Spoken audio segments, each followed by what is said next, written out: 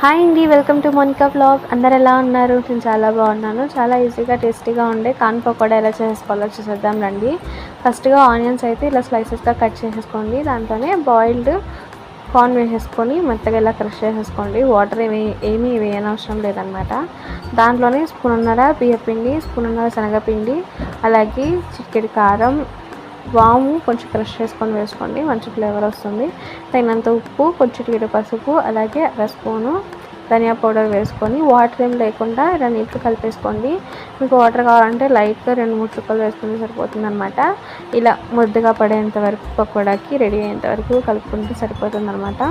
Oil heat అయిన తర్వాత మనం పకోడా ఎలా వేసుకుంటామో అలాగా ఆయిల్ వేసుకొని డీప్ ఫ్రై చేసేసుకోవడమే. 2 సైడ్స్ ఓన్లీ మీడియం ఫ్లేమ్లో ఉంచుకొని డీప్ ఫ్రై చేసుకోండి. చాలా ఎమ్మీగా ఉంటాయి అన్నమాట. ఇంతే, చాలా ఈజీగా రెడీ అయిపోతుంది మన కార్న్ పకోడా. Bye bye.